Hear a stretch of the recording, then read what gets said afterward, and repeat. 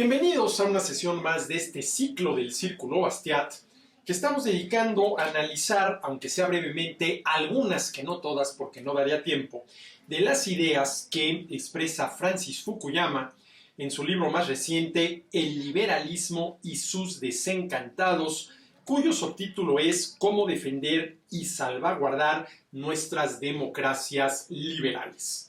Ya dedicamos una sesión a la introducción que hace el mismo Fukuyama a su libro, donde dice que por liberalismo se refiere a la doctrina surgida por primera vez en la segunda mitad del siglo XVII y que aboga por la limitación de los poderes de los gobiernos o los estados mediante las leyes y, en última instancia, las constituciones, así como con la creación de instituciones, sobre todo normas jurídicas, que protejan los derechos de los individuos que viven bajo su jurisdicción.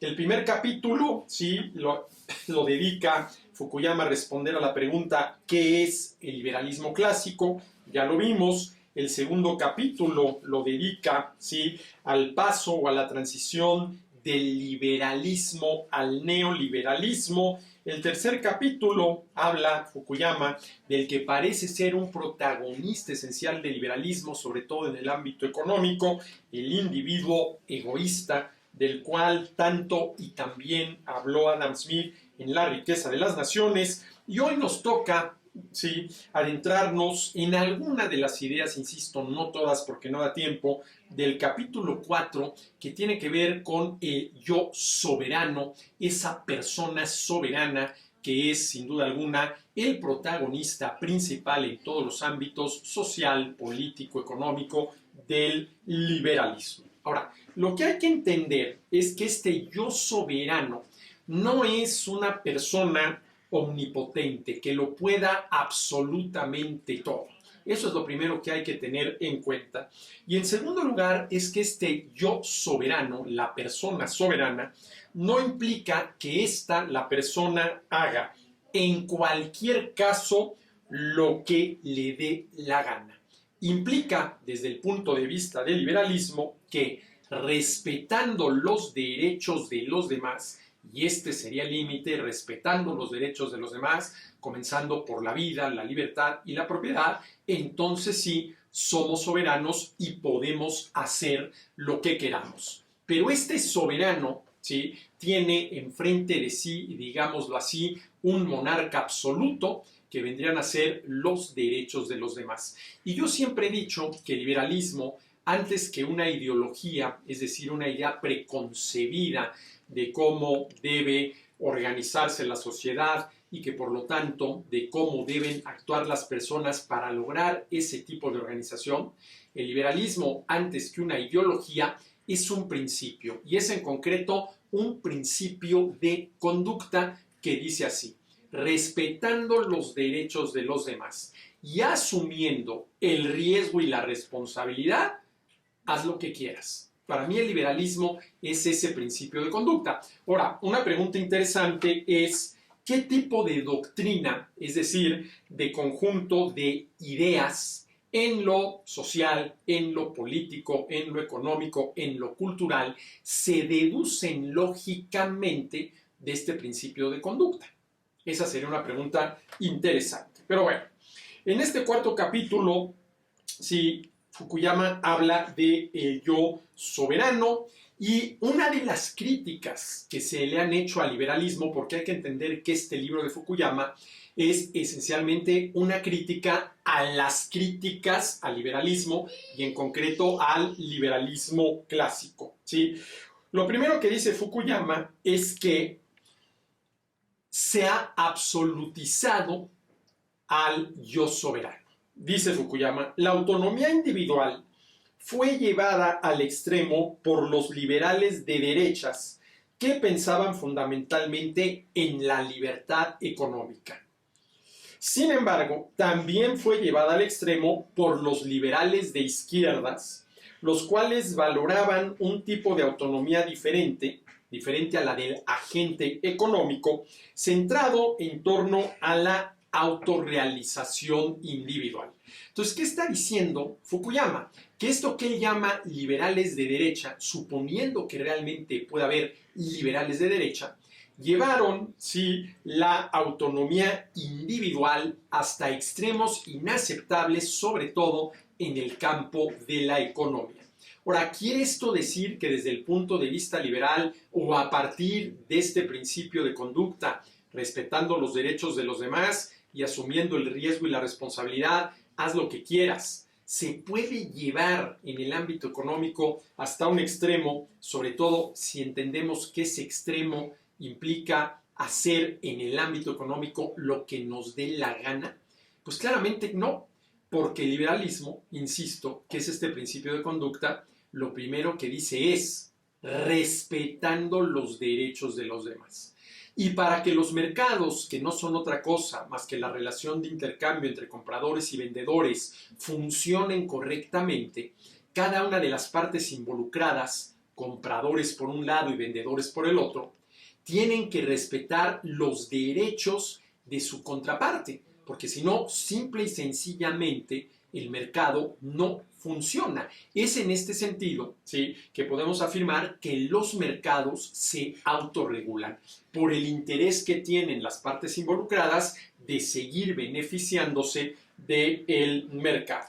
Y luego habla de los liberales de izquierda, suponiendo que realmente a los liberales se les pueda adjetivar o de derecha o de izquierda, diciendo que estos, los liberales de izquierda, valoran un tipo de autonomía diferente a la del agente económico y que esta autonomía está centrada en la autorrealización individual, ¿sí?, que tiene lugar y puede tener lugar y debe tener lugar siempre y cuando al yo buscar mi autorrealización en cualquier ámbito de la conducta humana respete los derechos de los demás.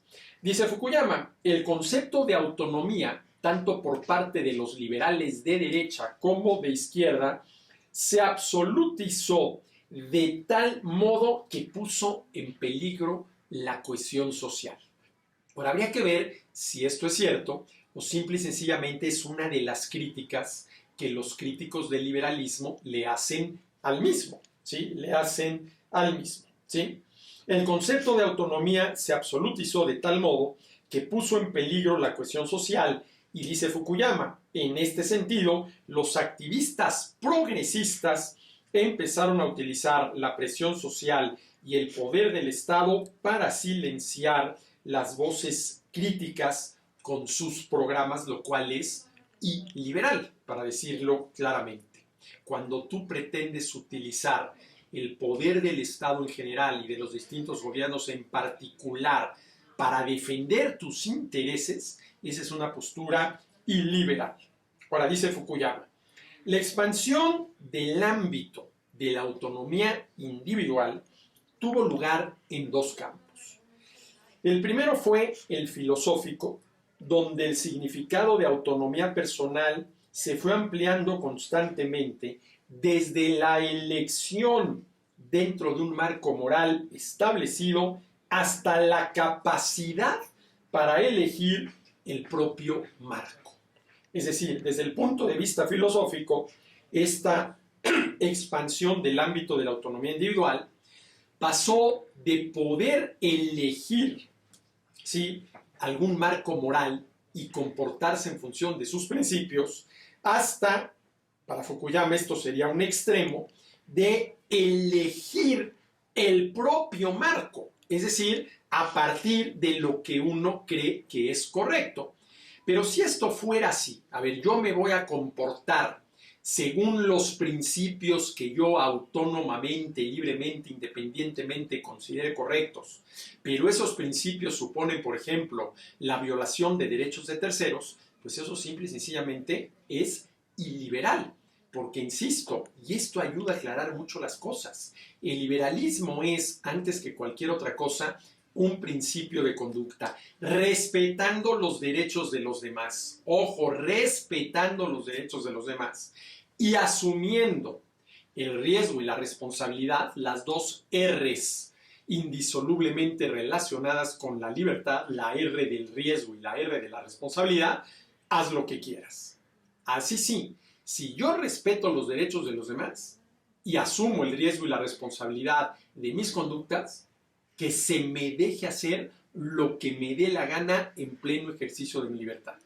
Pero lo que no puedo hacer, bueno, sí puedo, mas no debo, es saltarme los derechos de los demás y entonces realizar conductas que implican, por ejemplo, atentar contra la vida de los demás, atentar contra la libertad individual de los demás, por ejemplo, secuestrándolos, o atentar en contra de la propiedad privada de los demás, por ejemplo, robándolos. Entonces, el primer ámbito de la expansión de la autonomía individual fue, dice Fukuyama, el filosófico, donde el significado de la autonomía personal se fue ampliando constantemente desde la elección dentro de un marco moral establecido hasta la capacidad de elegir el propio marco. Y aquí la pregunta es, ¿hay o no hay derechos naturales, entendidos estos como aquellos que nos corresponden por el simple hecho de ser personas?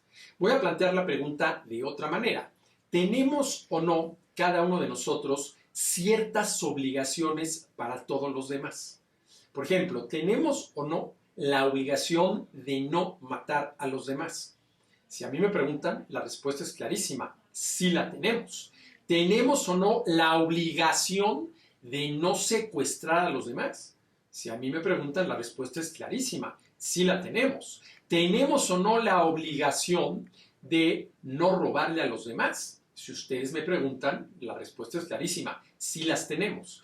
Y si tenemos esas obligaciones de respetar la vida, la libertad y la propiedad de los demás, la contraparte de esas obligaciones son el derecho a la vida, a la libertad individual y a la propiedad privada de los demás. Entonces, claro que hay una serie de derechos que nos corresponden por el simple hecho, que nunca es tan simple, pero en fin, de ser personas, ¿sí? De ser personas, inclusive me atrevo a decirlo así, son derechos que tenemos desde el momento mismo de la concepción, no a partir del momento del nacimiento. Ahora, si yo desconozco esos derechos, entonces simple y sencillamente no tengo ningún límite a mi conducta y haré lo que yo considere conveniente, aunque eso suponga violar derechos de los demás. Y esa es una postura iliberal, porque insisto, si el liberalismo es un principio de conducta que dice respetando los derechos de los demás y asumiendo el riesgo y la responsabilidad, haz lo que quieras, pues tengo que respetar esos derechos. Entonces, esta expansión del ámbito de la autonomía individual en el campo filosófico, ¿sí?, sin duda alguna, conduce y desemboca en una postura iliberal, porque quien cae en esta expansión del ámbito de la autonomía individual en lo filosófico, como lo define Fukuyama, está actuando de manera iliberal porque no reconoce los derechos de las otras personas. Y el segundo campo de la expansión del ámbito de la autonomía individual, si lo tenemos, dice Fukuyama, en lo político, donde la autonomía pasó a significar autonomía, no para un individuo, sino para el grupo en el que este individuo está incorporado en función, por ejemplo, ¿sí?, de su nacionalidad, de su raza, de su religión, de sus preferencias sexuales. Y entonces estos grupos, ¿sí?, que se arman a partir, ¿sí?, de estas ideas, ¿sí?, creen tener derechos sobre los derechos individuales de las demás personas, ¿sí? Y entonces esta postura también es terriblemente iliberal, es una postura terriblemente iliberal.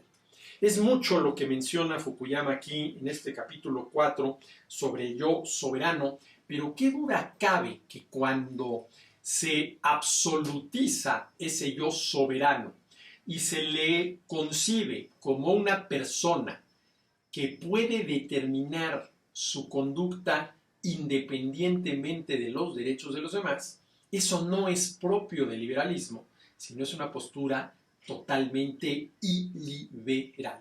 Y esto es lo que hay que tener muy claro.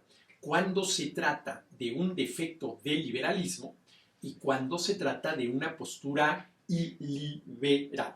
Porque, insisto, este yo soberano no implica hacer en cualquier caso lo que uno quiera, sino respetando los derechos de los demás, hacer lo que uno quiera. Por ejemplo, ¿sí?, la postura del liberalismo. Y esto sí, enfrentando siempre los condicionamientos y limitaciones naturales que cada uno de nosotros enfrenta. Termino con lo que empecé. A este yo soberano no se le debe concebir, porque no puede serlo, como una persona omnipotente que lo pueda todo.